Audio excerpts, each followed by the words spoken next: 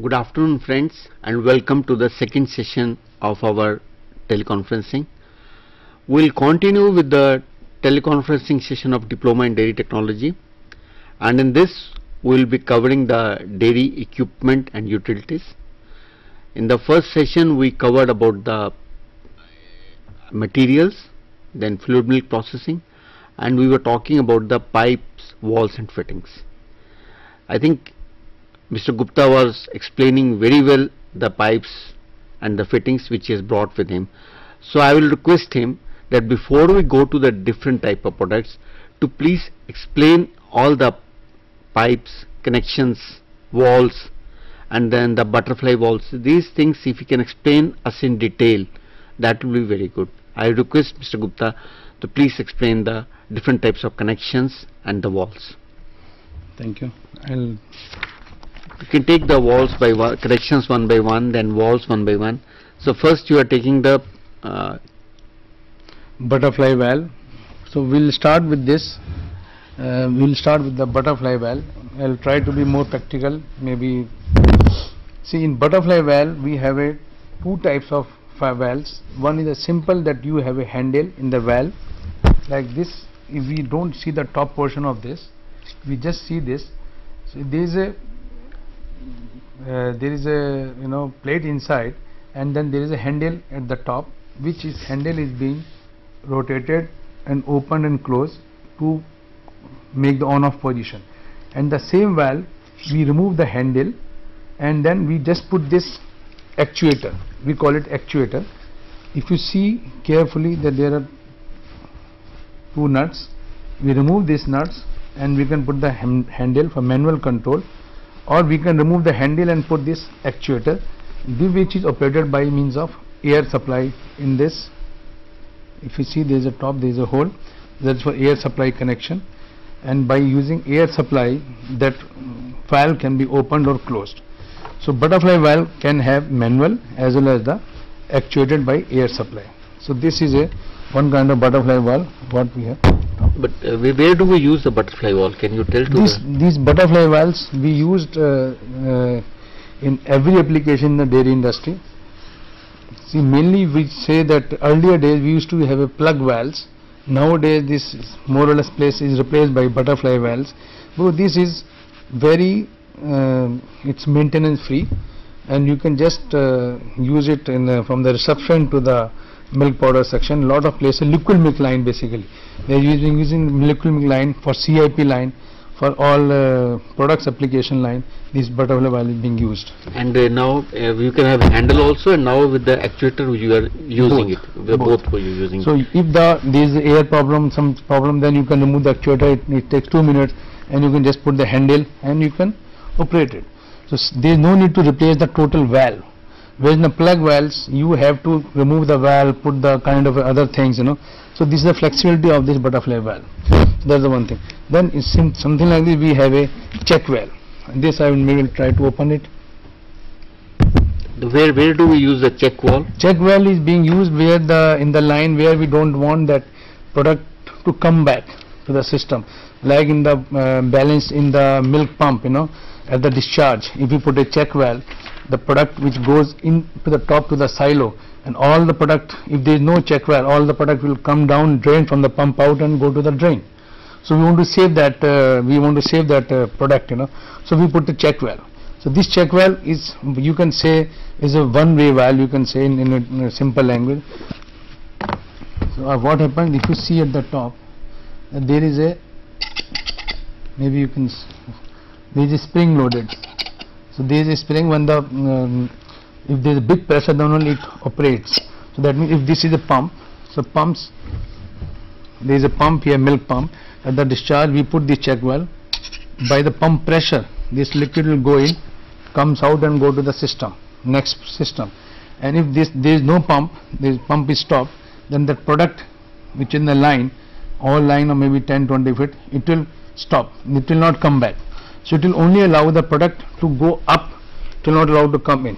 So I will just try to open this valve and try to show something in this. This is very simple. This is 3A standard valve, we call it. this is American standard, but that means everything is openable.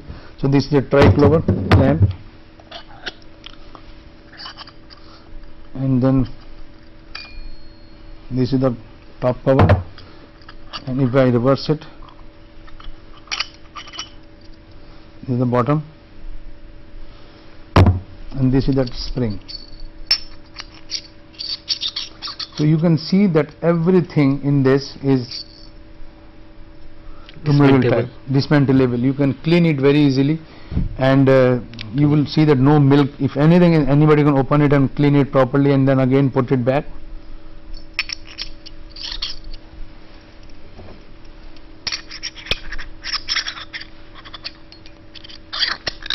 So that is the specialty of this check valve.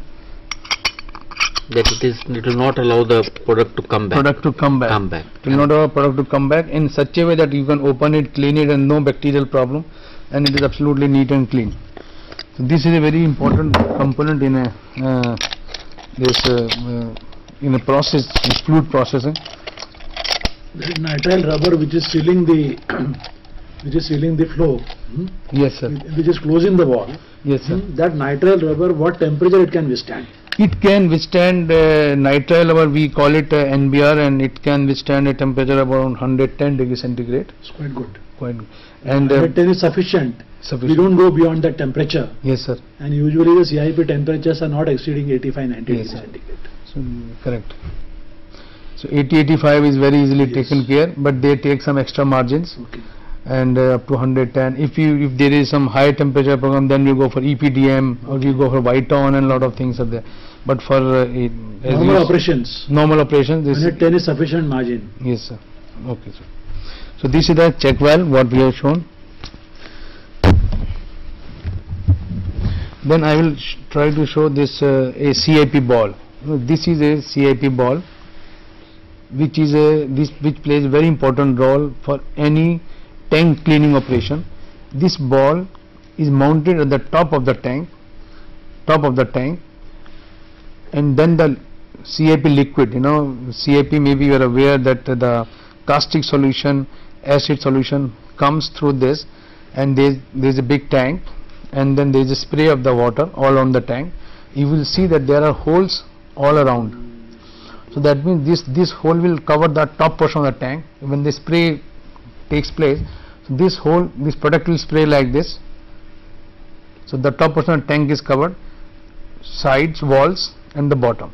So this covers all the tank from inside to clean the all inner surface of the tank. So this plays a very important role. Again, in CIP we have different types of CIP ball. This is a fixed type. In some CIP balls, this rotates. When the liquid pressure comes from the top, this rotates. Again, there are different types of cuts where you can have a proper cleaning of the tank. But in the normal general dairy practices, this is a normal CIP spray ball what we are using.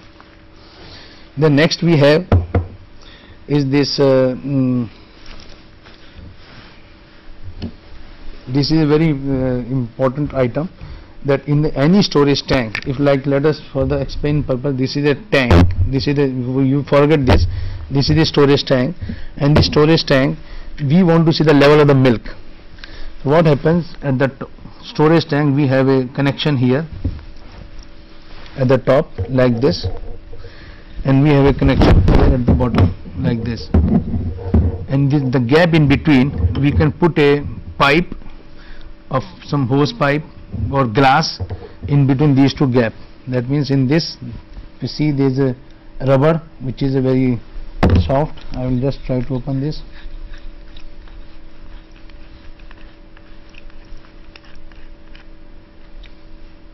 See, this is stainless steel portion and this is the rubber, and in rubber we put the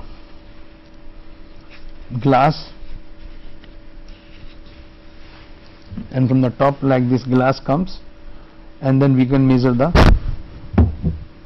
level of the product inside the tank. If this is the tank, then we can show it. And this is again, you will see the top portion of this is again openable type.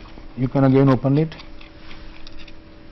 You can open this. Now again everything is fully dismantleable. You can open it, clean it. You can see that everything is very easily openable, you know. This is the top portion we want to clean. This is a bottom portion. Again, if you see this,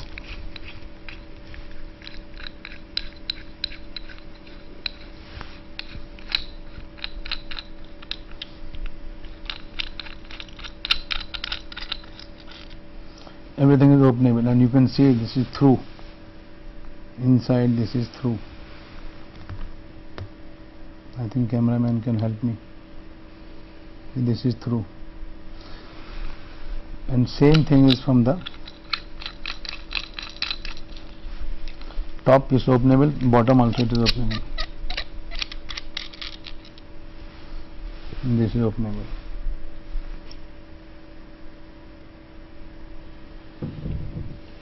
So what purpose is that everything should be openable, cleanable, so that no milk particles remains in the device, whether it's a sampling device or any device in the equipment should be fully openable,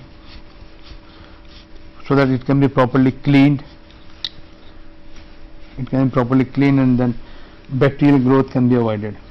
Mr. Gupta, as an alternative to this level indicator, you can also provide the load cell option. Yes, sir. Hmm? That's a commonly used now. Between the level indicator and the load cell option, which one is more accurate? Between the load cell and the indicator. Load cell is of course very accurate, very accurate, and the level maybe you have some error of 10-15 liters, but load cell is so accurate you have plus minus 1 liter. Any other electronic option for this? Then there is again for level indication we have a level indicators. Yeah. Then by using pressure diaphragm, sensors sensors on the top, beam. Yeah. You can even to say beam. Yes. A beam falls on the top. The level depends upon that the rays comes back. Yes. That we get a signal, and it then can be indicated on the dial. That correct. Digital indicator. It's but it is in a normal people, you know, in a small scale level, Yeah. they avoid that, but they prefer to have a normal glass.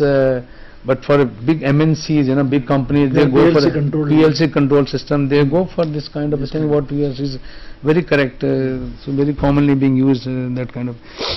Then what I wanted to show that this is the sampling device. What we talked for the when we have a level as well as sampling device both. And if you only want to have a sampling, no level indication, then we have a single sampling device. We just put it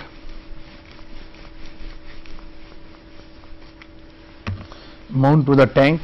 There is a socket tank at the bottom, and then we take the sample out from this place. Again this is same thing. So this is single, it's only a sampling device just to take the samples out. Again you will see the same thing.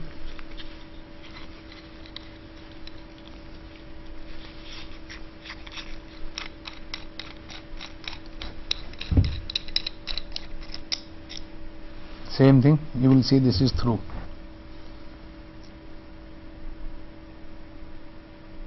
This is through, and this is made from a single piece.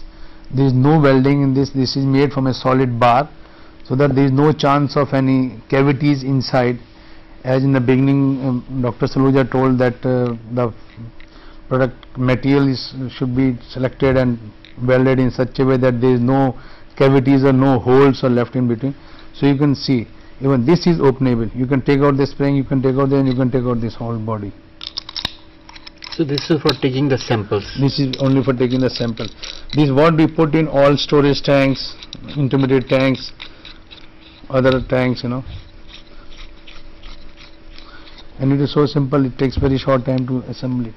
Then next we wanted to show that this is a side glass. Again you will see that there are nut bolts all around. This is a sample piece. In fact, this is not to be, this cannot be mounted, only in some skid mounted systems for some quality application can be done.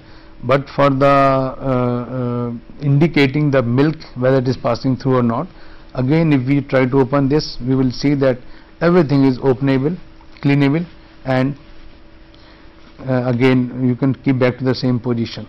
This is the side glass we call it, and again you will see that there is no, the thickness of the side glass, it should be matching with the pipe thickness. If you see this thickness,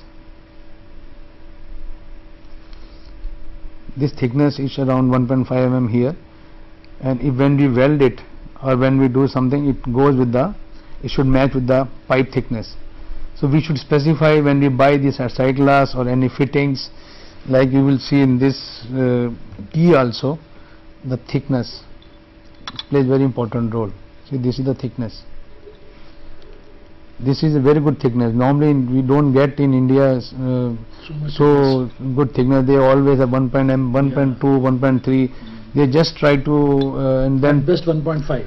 Best 1.5. So this is 1.6 mm thickness, and this is this is, and then this should match with the pipe thickness what you are putting in the plant to avoid the any kind of a problems, you know.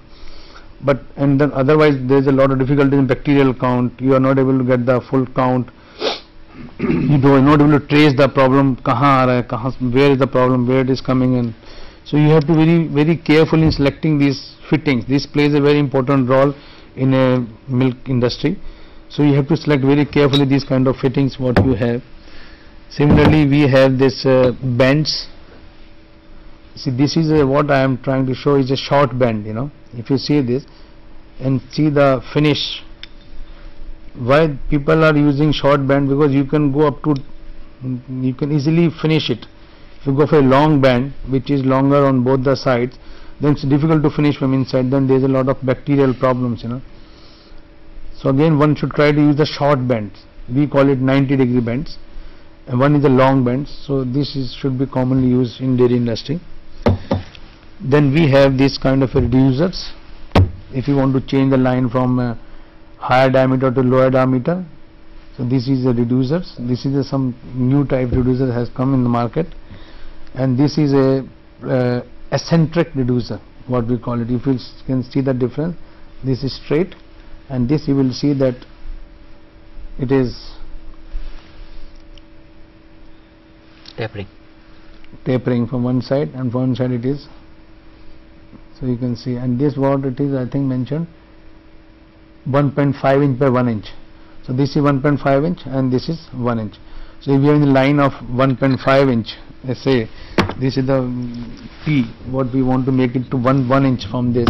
So we just put it like this, or we put it like this.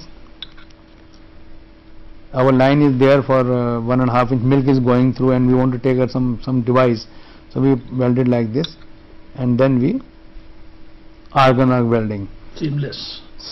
Very correct. Seamless. So it should become in such a way that, see, this is very minor things, but for a dairy plant it's a very important thing. Matters a lot. Otherwise, manager production is searching around where is the bacterial count is coming, where is the problem. Then he has to check every connections, and then he takes care of that kind of a thing. So this is the thing. Then I have tried to show this this unions, you know.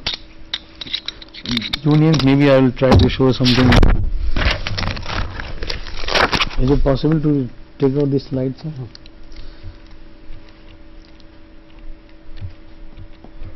Super हो गया, ये right side.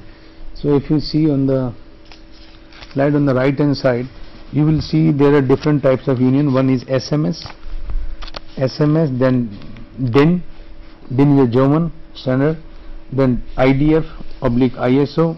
IDF is International Dairy Federation, and ISO is International Standard Organization, and then we have a CLAN. So what in India what we are using is normally SMS type union. DIN is for some other big plants where some German equipments are arriving, then we have to put DIN unions to matching with their equipment, but otherwise in normal trend we are using SMS union. So this what I have shown here is SMS union. Again this union has got the 3 parts, male, female, and then this nut. See, if you see this first portion, second portion, and in between this there is a gasket. You see this, it's so and then we have this nut.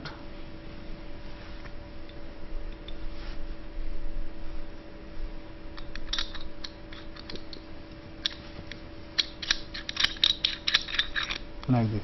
But only thing is that this union was in use for last many years. Maybe you explain again what is nut, what is male part, and what is the joining wall by showing one by one. Okay. So this is the liner.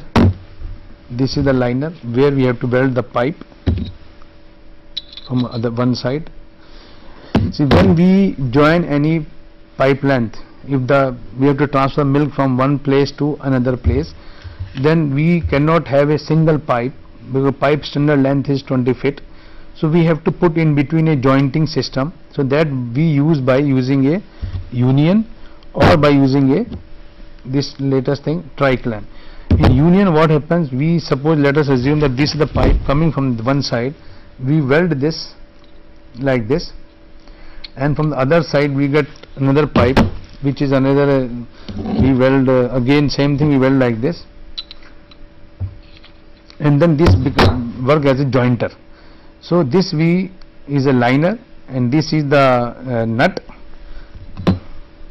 and this is the gasket in between, which makes sure that there is no leakage, and then this is the locking for both of them. But in this stage, what happens that you have to use a tool. See, if you see, there is a cut here, this cut here. So while tightening, you have to put a lot of pressure to tighten this and this portion, so that this is fully tight. So this is a bit laborious thing nowadays. So now people are changing to this tri-clamp tie fittings. This I will show. This is very simple. You will see that simply open with the one butterfly nut, and this is the ferrule. This is the one portion of it. This is a silicone gasket, or it could be NBR gasket, and this is another portion of the ferrule. So this you can just see, there is no chance. Just sub, and it is so simple. Just put it back and tighten it. There is no need to use, this is hand tight, this is hand tight, whereas in this union it was a tool tight. You have to use some kind of a key to tighten it. So people are adopting to this. It's trichlor fittings. So these are the difference between the union and the trichlor fittings. Now the next thing comes to the, see, when you go for a long pipes of 10, 20, 30 feet, we try to hold the pipe, because otherwise this pipe can tilt. So we just put if let us assume that this is the pipe sort of a thing, then what happens, we just open it, and then pipe is kept in between, and then it is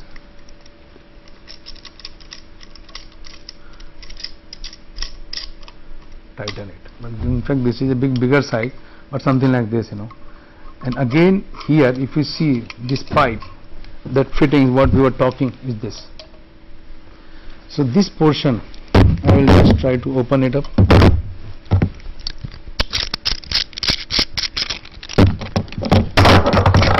So this portion, that pipe is like this, and we put it like this. Maybe this can give you better thing. One time lock it like this.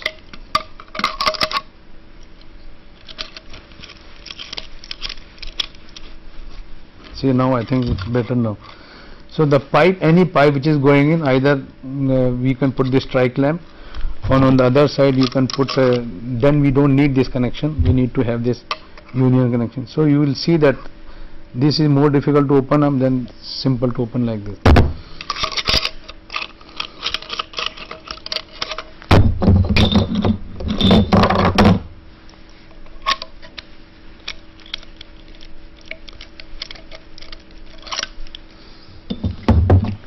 So this what we have tried to cover up this fittings, pipe and fittings, and sampling cocks.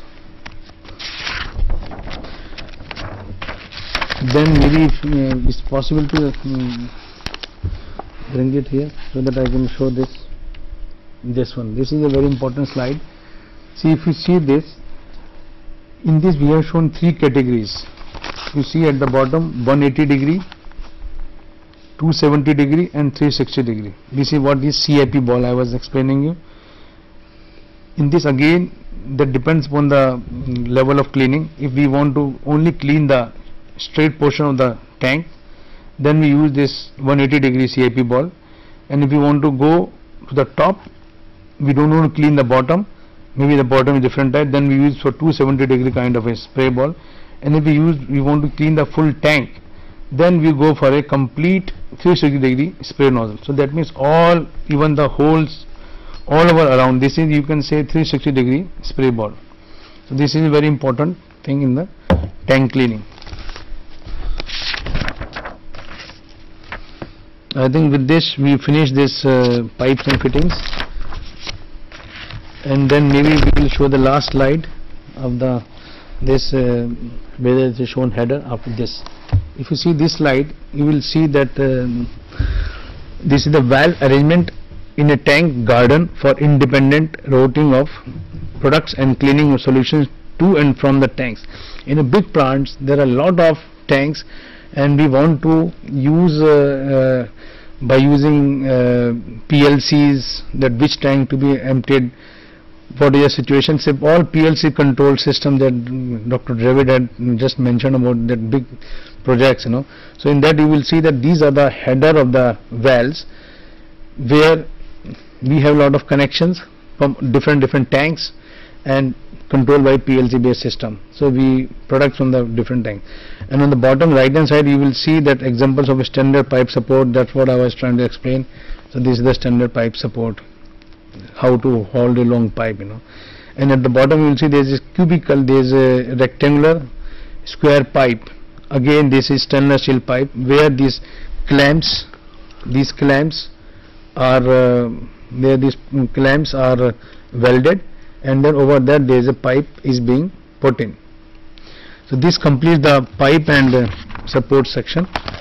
Now I will request you to cover some equipment, dairy products. The second slide you have to go now. Yes.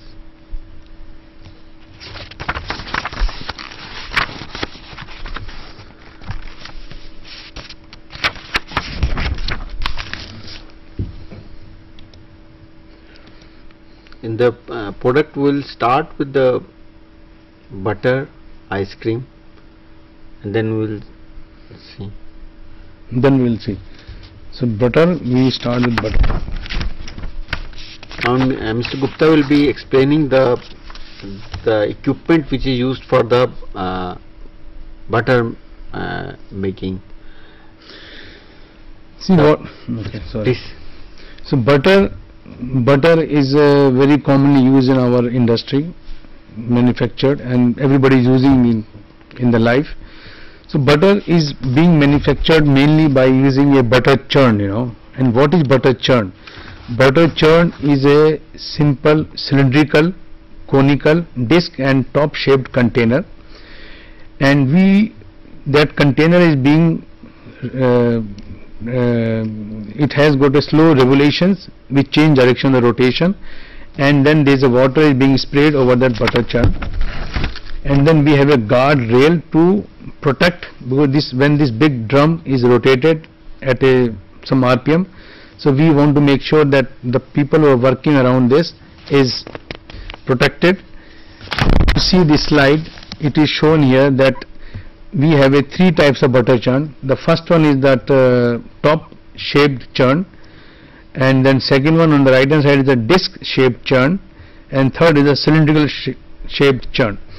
In a normal small factories, people use cylindrical shaped churn, and still large factory they use disc shaped churn, whereas in the big company where the milk is handling is 2 lakh 3 lakh liters per day, they use this top shaped churn, butter churn. In this first picture you will see that there is a guard shown which is spraying the water to maintain the temperature of the butter churn. On the right side there is a drive, and cream inlet and butter outlet door is shown in the front. So this is being used in the big dairy factory. Then this is a batch method. What we talked about is the batch method of making butter. Then nowadays, because of the large production, some factories, we have to go for a continuous butter making machine, and we call it CBMT. We call it CBMT, continuous butter making machine. In continuous butter making machine, what happens that at the back there is a drive, and the cream is fed from the top, and there is a churning cylinder, and that pumps the cream in, and there is a agar at the bottom, and there is a salt dosing device at the bottom, again on bottom, and it keeps on rotating, and working and washing takes place in this, and we get the, from the top right side we get the butter, ready butter from outlet of this continuous baking machine. The next slide we have tried to show the both. On the left hand side, if you see, there is a drum butter churn for batch production, just to give an idea, we have already discussed. And at the bottom there is a butter trolley, also drum churn at the bottom, this is a butter trolley. And then we have a general process batch and continuous production of butter. If you will see at the top, it is showing the butter churn, it is on this drawing with the two options. If you see in this 9, this one is the batch one, this one is the batch one, which is showing number 9 as a butter churn, what we have discussed, and number 10 as a continuous butter making machine. So this you will see that cream is processed and that enters the butter churn, number 10, and then we get the butter out, and that will being collected and then packed for purpose application for the process. The next slide you will see that butter is so hard that again it is difficult to pump, So what recently the people are doing it, that they are collecting the butter in a butter trolley, big trolley, which is having a agar system at the bottom, and at the outlet if you see there is a lobe pump. We have discussed in earlier this thing, lobe pump. So this is a lobe, there are 2 lobes in this, and that butter from inside the tank, it comes throughout agar with some pressure, and that goes in the lobe, and that lobe butter gets in, and you can throw this butter out to your different sections. So it is just like a milk pump, but it's a lobe pump. So this is a very commonly things adopted recently in big plants, because this saves a lot of manpower and process becomes faster. Then we go to cheese. So cheese is basically consists of manufacturing of cheese consists of cheese vat, and then we should have knife, then curd mill, hoops and press. So here we are trying to show this a basic cheese vessel. On the left hand side it is vat with agitator, and on the right hand side it is jacketed vat and showing a small hoop. If you want to go for a this jacketed vat is normally used for the small scale production, and vat with agitator is for the faster production. And still, if you want to go for a very fast production, then we have another slide showing here conventional cheese vat with the tools for cheese manufacture. In one vat you can have a stirring device, you can have a cutting device, you can have a drainage, and then the vat during pressing, everything in one vat. So we have different attachments. If you see at the bottom, 2, 3, 4, 5, 6, 9, these are different attachments put in the one cheese vat, and you can produce the cheese with the fastest way possible in the industry. Then again, this is what we were talking about, the normal cheese. Then we talk of the processed cheese. Processed cheese is made by further processing of finished cheese, usually a blend of hard rennet varieties with different aromas and degree of maturity. In processed cheese, it is a very expensive method to manufacture processed cheese, so we use a cheese cooker. In the next slide, here you will see that cooker for processed cheese. This is a very expensive equipment, and this is made under with a very thick material. It's all 316, and this is a tilting type. If you will see the first left hand side slide, so this is a cheese cooker, and the right hand side you will see that it's open and tilted position. So once the cheese is made, you can just tilt by means of this handle, and you can take out the product and you can clean it and then empty it, the product. So this process cheese is the main equipment we use in the process cheese. So now we come to ice cream. Shall we cover up ice cream? Okay. Ice cream is again a very common product for Indian market. That again in ice cream we have two types of freezers. One is a batch freezer and another is a continuous ice cream freezer. Batch freezer will be shown.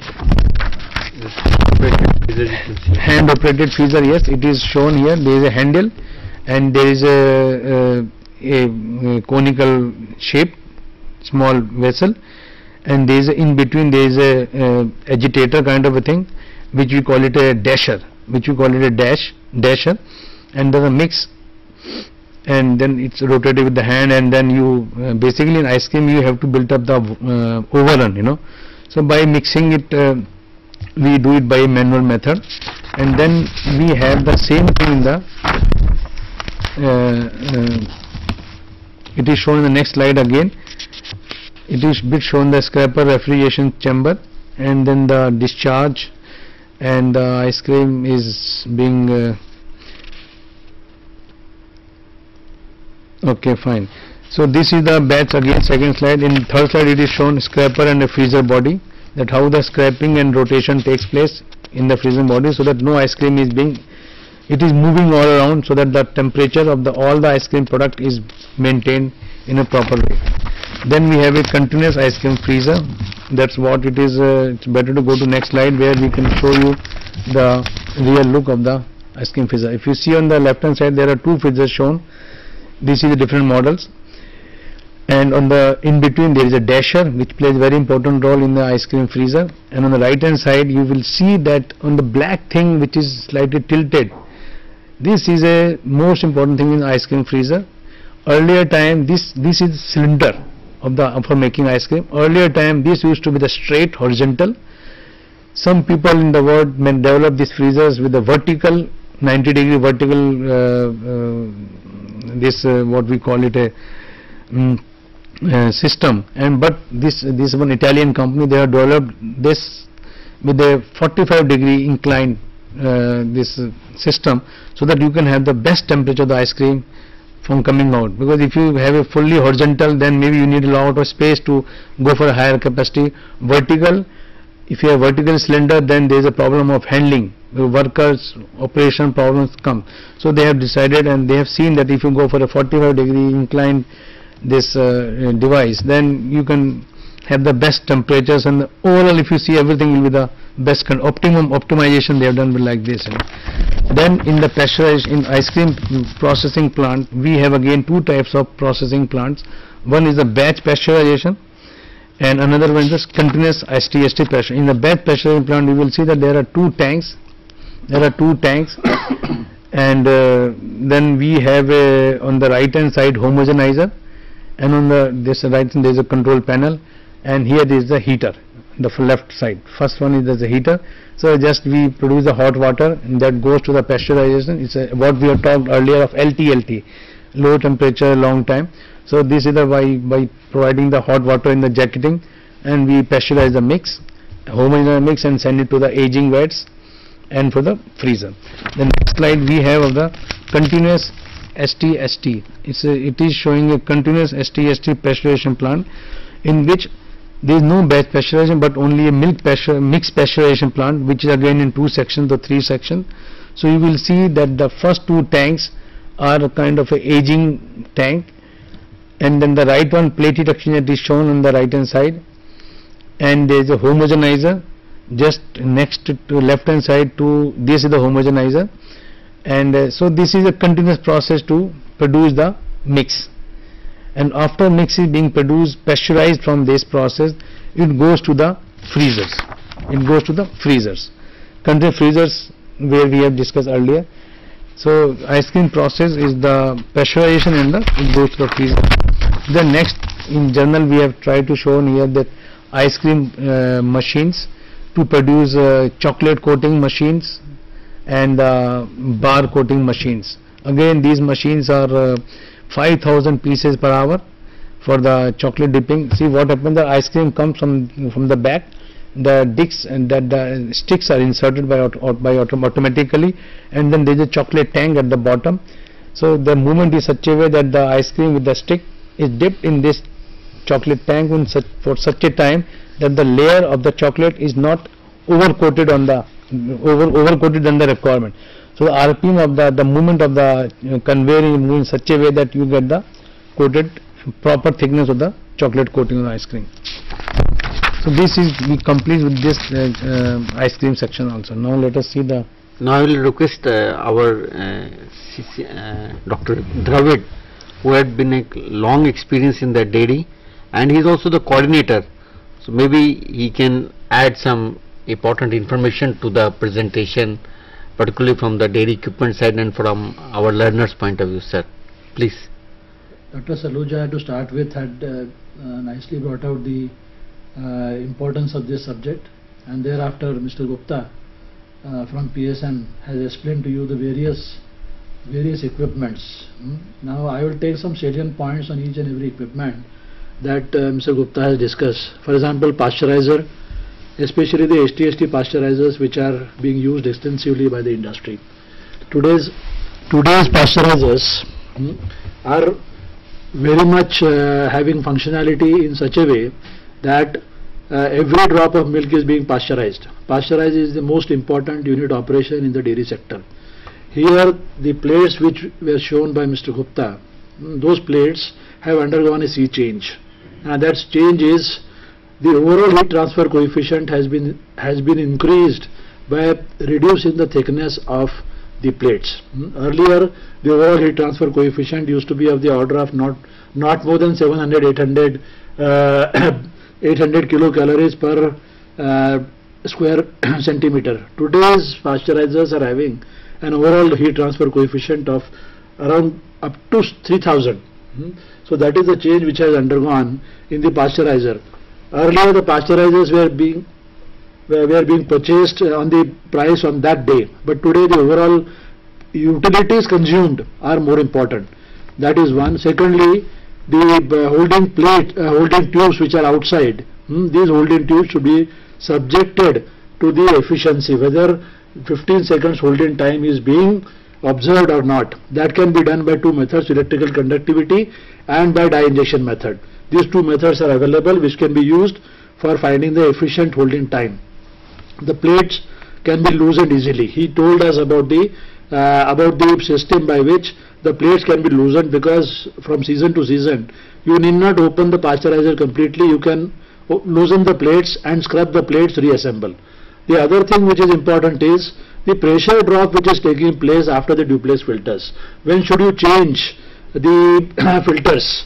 That is important. Then in the pasteurizer plates, it is important that the pressure on the milk side is always higher than the pressure on the heating or the cooling medium side. Then another thing he explained to us was about the pneumatic valves. The pneumatic valves are very important, and the pneumatic valves will function properly only when the please finish this.